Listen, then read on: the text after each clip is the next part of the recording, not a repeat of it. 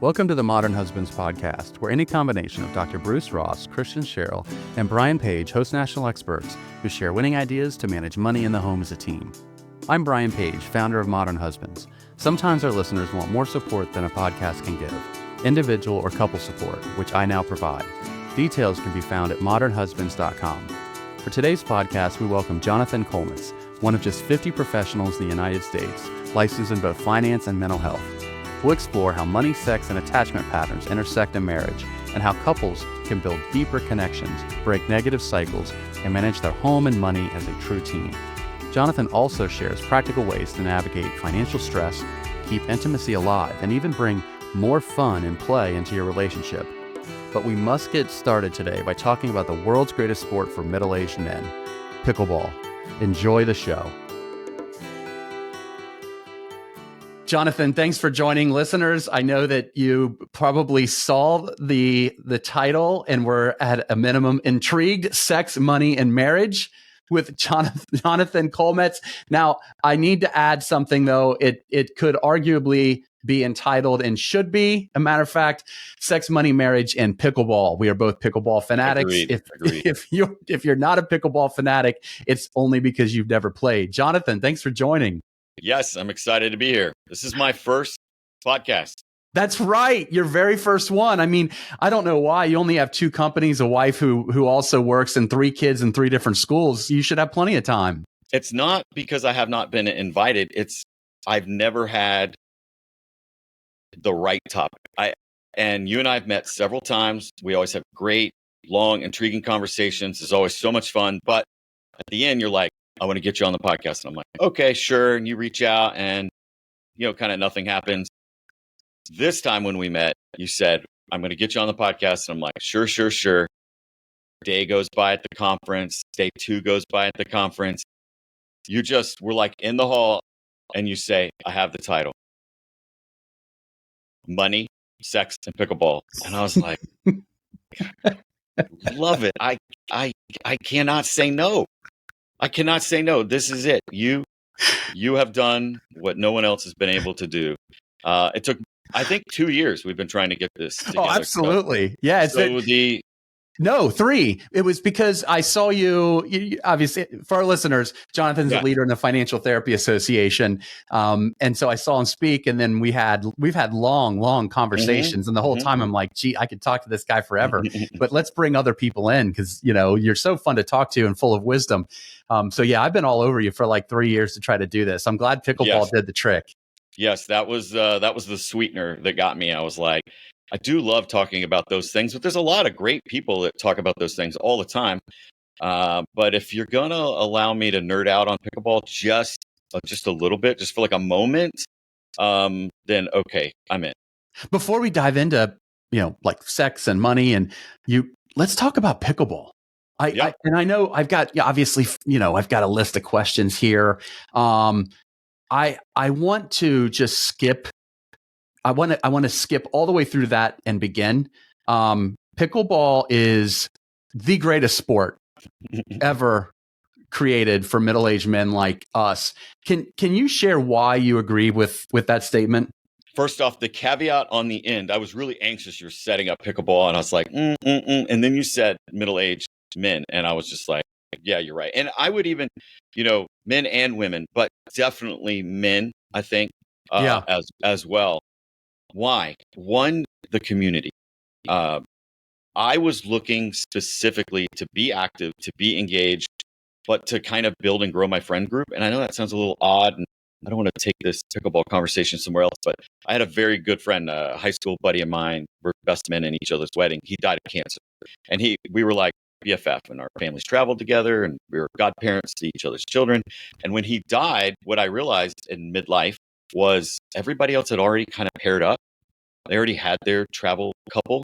And so here I was, a relationship expert, helping all these other men go out there and build these relationships and build these communities that fit with their values and their beliefs. And I found myself out there trying to find a new friend group. And so it was really one of my therapy clients talking about pickleball. I said, let me go try. I had actually started an old man basketball league at my church, and that still exists to this day, but it's just too physically impacting. And Yeah. I felt like I kept getting older and the group kind of stayed in their late 20s and 30s. And there wasn't really a place for me anymore.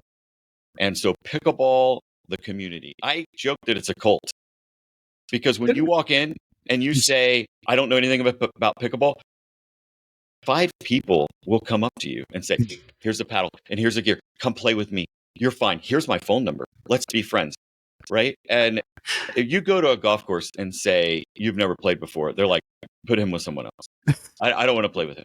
Now, I'm not saying there's not snobs in pickleball, but at the beginning, the core of it is, oh, come be with us. There's group chats with levels though too. Like, do you get into like, ooh, I just got invited into this group chat with the higher? Have you gotten into that yet? I'm embarrassed to say this. 11 months. So when I, as I'm coaching, helping, supporting men, and tell them that you've got to be part of this group and organization for a long time, 11 months before I got my own individual text chat with my group people. I started in January. It was about October, November of that first year. That's how long. And I will tell you, some of that was on me. I came in with a little bit of an edge, a chip on my shoulder. I was taking a lot of lessons, and I was a tryhard, without a doubt. I wanted to get better, and I didn't like to lose. And I was kind of missing the spirit. So I think, I probably self-sabotaged myself a little bit. Yeah. And I read some books, and I did some own internal stuff to kind of fix that. And then I was able to get it. But like a child, I went to my wife and was like, "Do you see? Do you see? Do you see? I'm on the text." Right? And she was happy for me in a way that a wife can be happy when her grown man is excited to be part of a sports group. Our stories are so our stories rhyme. I moved twice during the pandemic, in the Atlanta area, and I, didn't have any kind of contact with people initially, right? Because it's in the pandemic. Anyway, what pickleball did for me was just like you replace my basketball league. The problem is, man, my back, we're middle-aged men. It's just too much to do full court, hardcore basketball.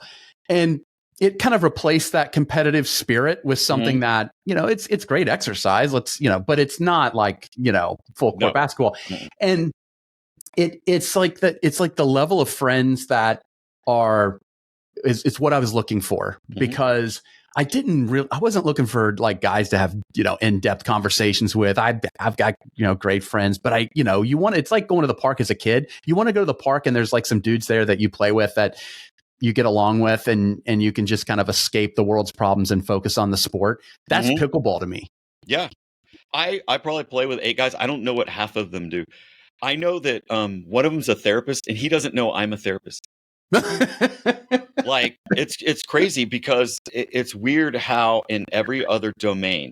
Yeah. Hey, what do you do? Where do you live? That's right. How many kids you have? For whatever reason, it's like pickleball. It's like, hey, nice racket. Hey, let's go. I've had an opportunity to get to know some of these guys.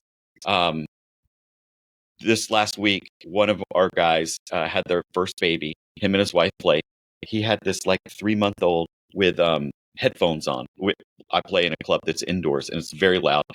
He brought his baby to pickleball.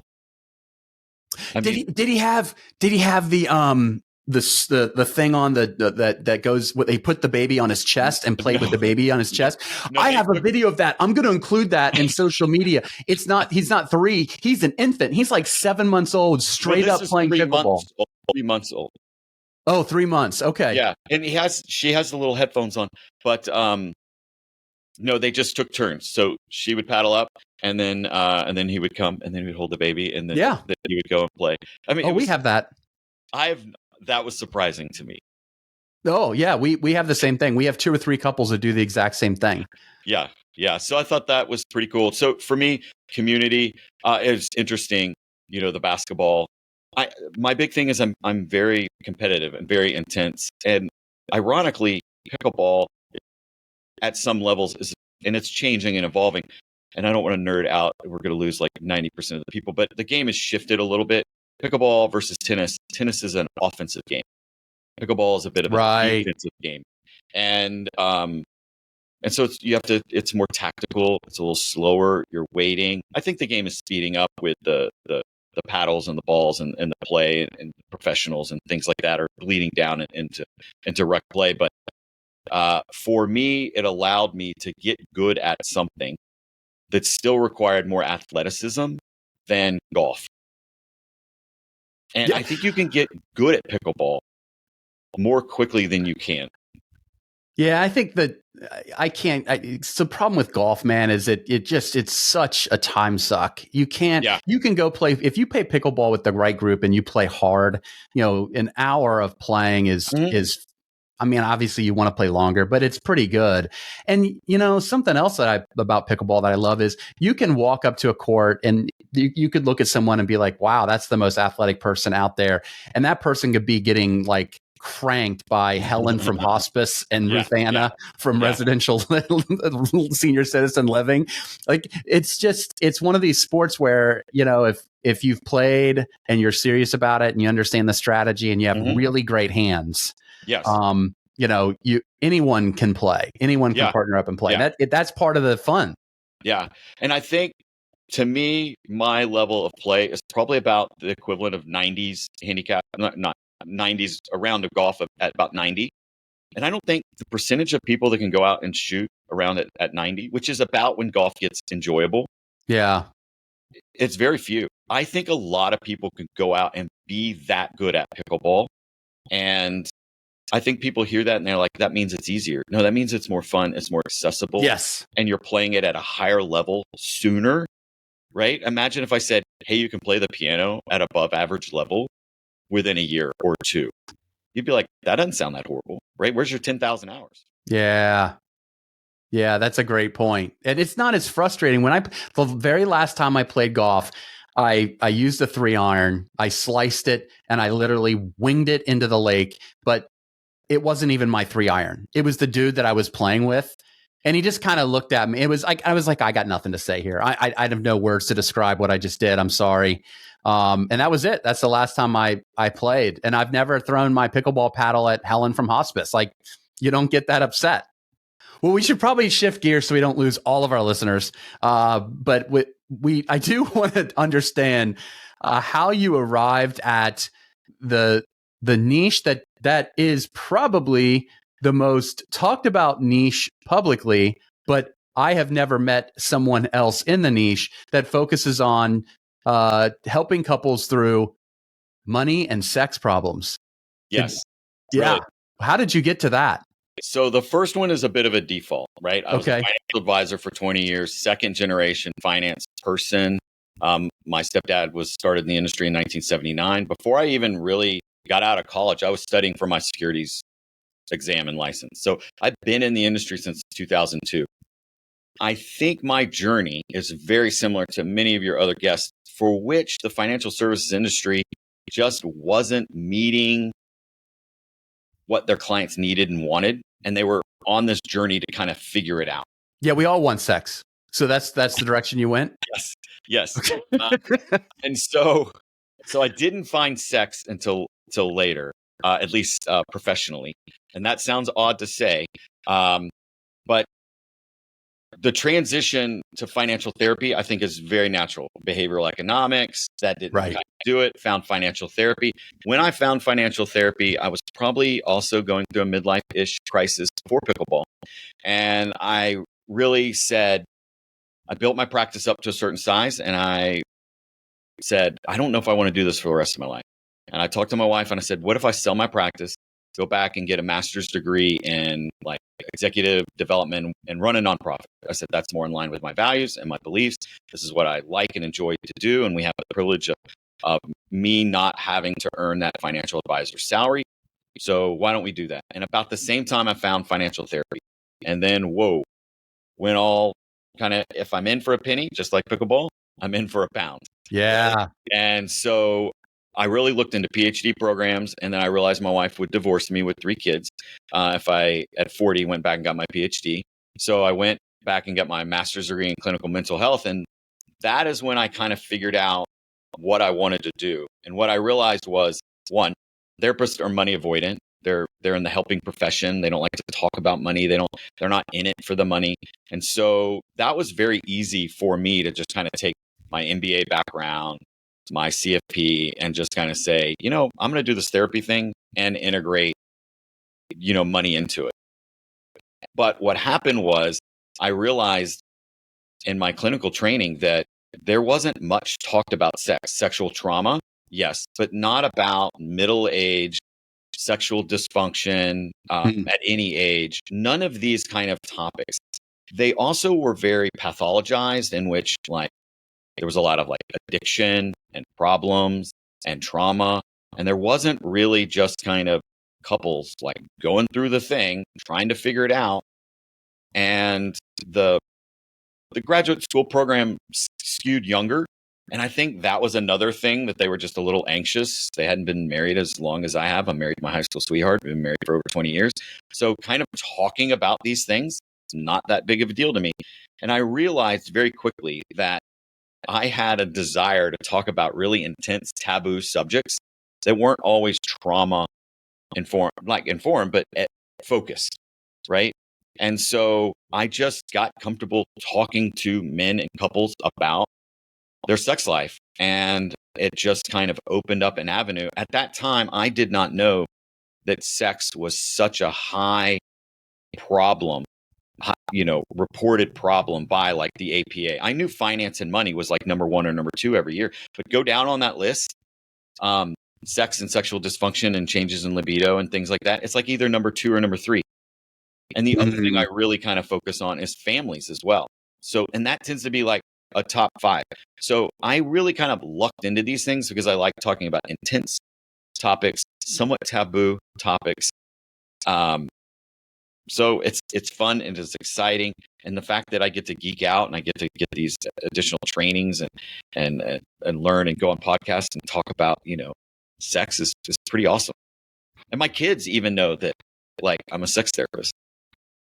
And, do they like ask questions about what you do? Yeah. No kidding. Yeah. At dinner time, often they'll be like, John, or they won't say John. They'll say, Dad, give me a therapy story. And I'll be like, how do I water this down? And I'll just, kind of give them a little something. And it's fun and exciting. For me, with my ADHD, it's so similar. The stock market, the economy changes, the clients change. And then I kind of like turn on my therapist's brain, and then I get a whole new kind of ecosystem and world all in the same day. So I see this, clients from, from 10 to 11 will be a wealth management client, and we're not talking about sex. Well, you'd be surprised how often we end up talking about these things. But and then I'll go right into like, another couple, which they have no money issues whatsoever. So a lot of people want to say, oh, in therapy, you only talk about money. No. What we really talk about are really difficult conversations, and whatever those conversations are for you guys. And they typically tend to be money, sex, and family. When you talk about those conversations, I'm assuming like it's not as something as like bold and direct as like, hey, go to a cosplay convention, get some ideas, and come back and talk about it. Like you probably have to. What does a typical sex therapy session look like? Okay, so non-trauma related. Yes, and I would say most of mine are not. And on some of my profiles, I've really kind of started to take out. I really think there are folks out there that are getting the additional certifications, and they're going to the conferences that are fantastic trauma folks. And I'm not saying I'm not trauma informed, but yeah, I know that although the number of people, and I mean statistically speaking, if you see enough people, you're going to have that history. But going back to your question, I break them down into 2 categories. One, I see a lot of men that are mostly single, some are married, and I see, for my men, they fall into 2 categories. Most of them are highly anxious, college educated professionals looking for more out of life. And what they've realized is they've tried 2 or 3 things and it's not working for them. And because it's not working for them, it's showing up in different domains: drugs, sex, pornography, and as a result of some of those behaviors, they're not really living the life that they want to. And I know it sounds a little not very clinical, but I often find as a values-based, goals-based person that when there's sexual dysfunction in the room, like, it's not working the way you want it to, my guess is if we go back, what I'm going to find is the behavior's not in line with your values. Mm. And your body is essentially telling you, hey, you don't want to do this, right? Even though your mind and your brain is telling you, yes, this is normal. This is what I need to do. Why did I work so hard to get this girl into my bed and now it's not working, right? So it is not always on the edge of things. These are people looking to move back into the normal range of activity and behavior. And some have moved out and they want to move back in. Some are sitting on the sidelines and they want to move back into a healthy sexual relationship. Listeners have told us that they love the ideas we share on our podcast to manage money in the home as a team, but want more help than one episode can provide. That's why I'm excited to announce On the Same Page Consulting for corporations, couples, and individuals. Visit modernhusbands.com and click Our Services at the top of the page to learn more about how I can help you or your employees manage money in the home as a team. Again, that's modernhusbands.com. Now back to the show. So, one of the things that you specialize in is attachment-based therapy. Mm-hmm. How do attachment styles influence how couples manage money, conflict, and intimacy?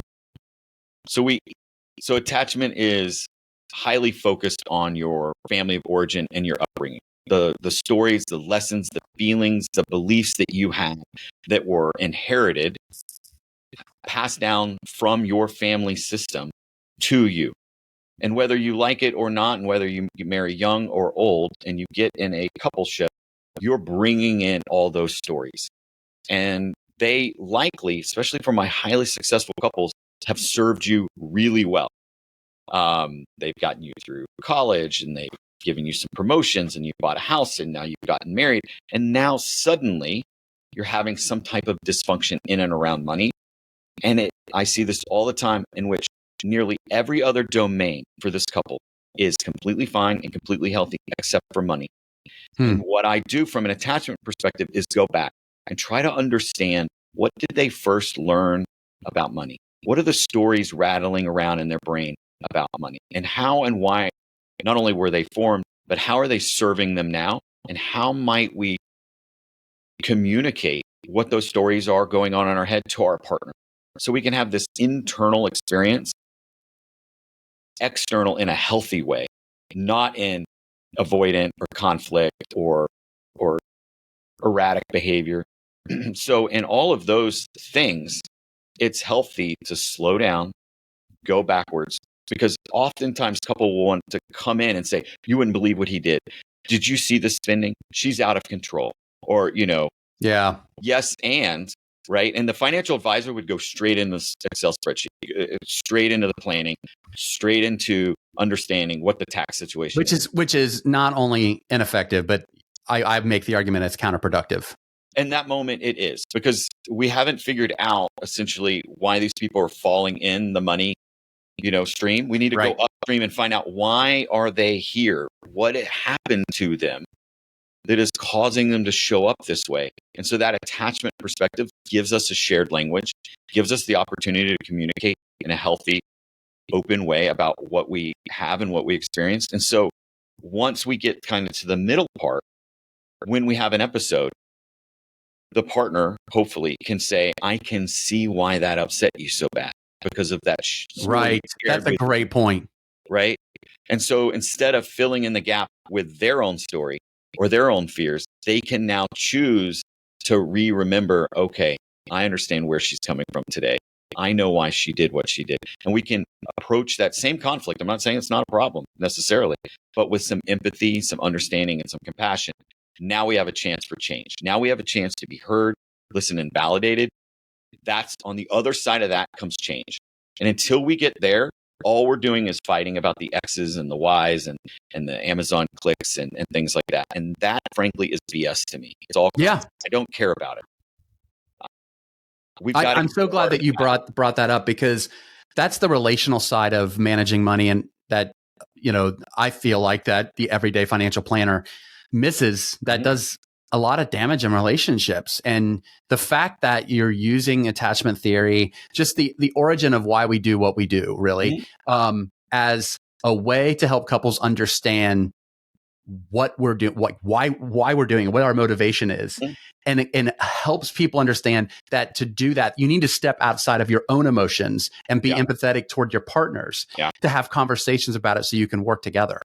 I'm so glad that you explained it in that way. Yeah. And then it doesn't take long to wrap around that cultural, religious, societal norms for which this person grew up in. And so we can begin to see a really nuanced, in-depth understanding of a partner in a way that they've never seen each other before. It's very intimate, it's very vulnerable and very scary. And it all starts with money. It's crazy how intense and emotional it can get quickly. Now, a lot of couples feel like stuck in these reoccurring arguments about money or domestic responsibilities. What steps can couples take to break those cycles and respond differently? So the very first thing that I tend to focus on is making sure everyone is sober. And I know it sounds kind of tacky and you're looking for something really clinical, but we have to be regulated. And even if you've had one or the other, I've had one glass of wine, I think it just lowers the inhibitions and it brings so much kind of regret. And so I want everybody to be regulated. And it really takes both partners to be regulated. So I want you to be aware. Are you dysregulated? Are you super angry? And that is a big red flag. So if we're not sober and we're not regulated, we cannot be having these deep conversations. We cannot fight about Timmy or your mother-in-law in that moment. And I think just creating the right time and environment to have these difficult conversations is kind of step one. And it starts with ourselves. And then the second thing we have to do is create a soft startup. So we create all these kind of rules to set the game up to be more successful. The reason why they're continuing to fight over the same things, it might be the same things, but it's because their fighting style is not working for them. They need another way to go into that difficult conversation. So they need to be all there, all regulated, 2 feet on the ground, completely under control. And then from there, it has everything to do with listening with the intent not to respond, but to understand and to be curious. My trick is if your first response after your partner talks is a statement versus a question, you probably weren't listening. Oh, that's a great rule of thumb. I love that. Yeah. So partner goes on and explains you did X and Y wrong, and it made me feel A and B, and you want to defend or explain or make counter accusations. Curiosity, right? And the only place to be able to come from curiosity is to truly, genuinely be listening and to be curious. So that I think if we can set up the rules of engagement, we can reduce the intensity and the duration of the conflict. Then we actually have a chance to start talking about whatever the hell it is that you guys disagree about. But I see they are stuck in the pattern, not because of they cannot agree on X. It's because the way that they like to communicate is unhealthy. And they have to both choose to do something different. What about if they're already in the midst of the argument? What if they're arguing about money or sex, like something that's, really personal? And what can couples do to de-escalate those tough conversations? So unfortunately, that's very difficult because couples tend to fall into two categories. You have kind of the more pursuer and you have the withdrawer. And if the withdrawer is probably the likely going to be the first one who wants to tap out and make the timeout, that's a relational pattern. And the pursuer tends to keep going. So it's very difficult. So we set the game rules up front that anybody can take a timeout whenever you want for whatever reason. The key is the person who gives the timeout has to re-engage. So here's what a rain check essentially looks like. I'm being flooded. I'm being a little overwhelmed. I need 20 minutes, and then I will come back and finish this conversation. Let's get the kids off to school, and then I will come back and we will finish this conversation. So a rain check is not, I'm out, peace, nope. It is, I need a moment and I'm committed to coming back. And so whoever gives the rain check has to cash it in. And that gives typically the pursuer, the more anxious person, relief, knowing that they are going to get to finish this. And that's what really activates them and why they stay in. And so it takes a couple times for one party or partner to give the timeout and come back and re-engage, for them to actually believe it. But over time, it really does work. The rain check metaphor is brilliant. The rain check. And I use it in sex all the time too. Okay. Yeah. So let's say you're just not feeling in the mood. Yeah. And you give a rain check. But the rain check one partner makes a bid and the other part is not in the mood. Completely normal. So the partner that is not in the mood just says, hey, I got you. Saturday morning, I got you. But you got to cash it in. And the other partner can't nudge, say, hey, it's Saturday morning, time to cash in. You have to initiate. You have to make the plan. You have to make the move. The hurt from the bid, from the person who's trying to make the move, is so reduced once they really believe that you're going to cash it in. The hurt from the rejection tends to go away once we have belief our partner's going to make good on their promise. God, it's such a great point that you're bringing up the emotional side of the pain of rejection, and that how the rain check through can reduce that. I'd not considered that. Yes. The key is you've got to be able to cash it in. Otherwise, it's just words, and it fits the existing old pattern. So we give them language to have autonomy over their body and self, and to have conversations when they feel safe and regulated. But it doesn't give them an out, right? Yeah. And I'm going to guess in that family system, the person who nopes out, that is probably what one of their parents did. Okay. Very learned behavior. They're like, oh, I know how to get out of tough conversations. I either don't have them, or when I get in them, I leave.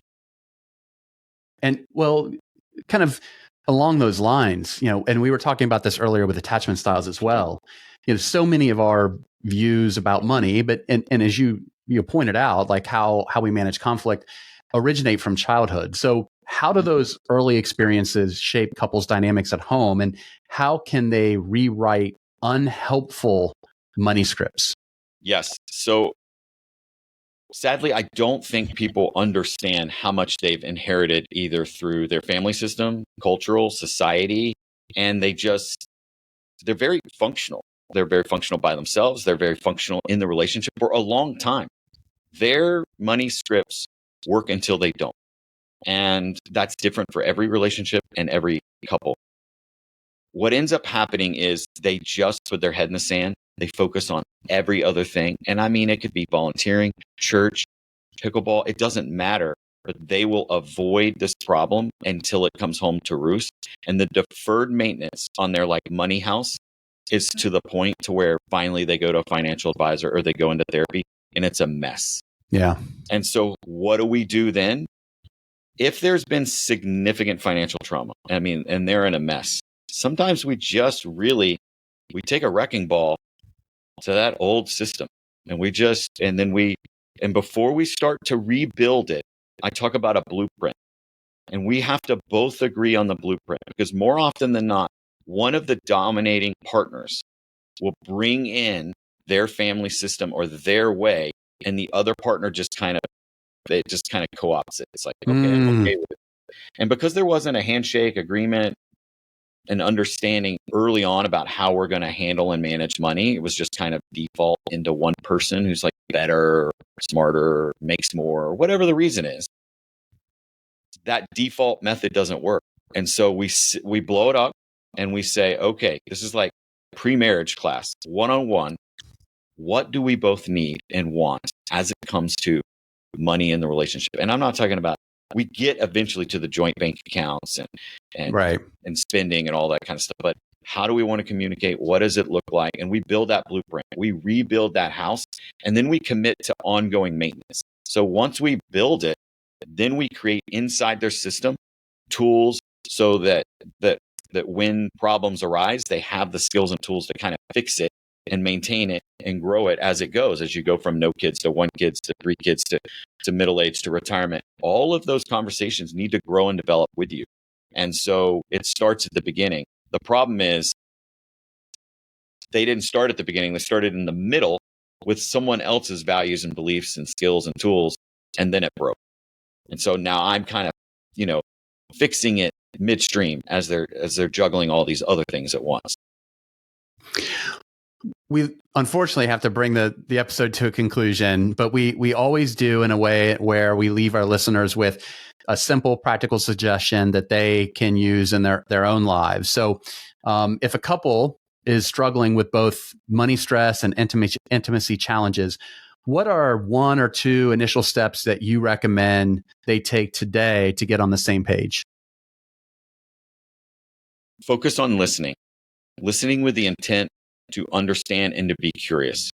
Learn to ask open-ended questions. I know that was kind of a double-barreled answer there, but if you can listen with the intent to be curious and come from a place of empathy and understanding, that's probably going to get you so far.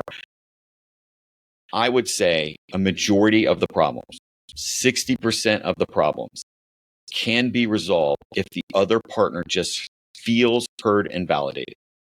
We didn't even change one fact, but both parties have now entered into the conflict and in the middle of it or after. We didn't resolve it. We didn't fix it, but everyone feels heard and validated. That's the magic. Don't leave just yet. Be sure to like and subscribe before you do. And a reminder to visit modernhusbands.com if you're looking for money and home management support in your life. Just click the Our Services button at the top of the page. Again, that's at modernhusbands.com. And many thanks to our co-hosts, our guests, and of course, all of you for joining today.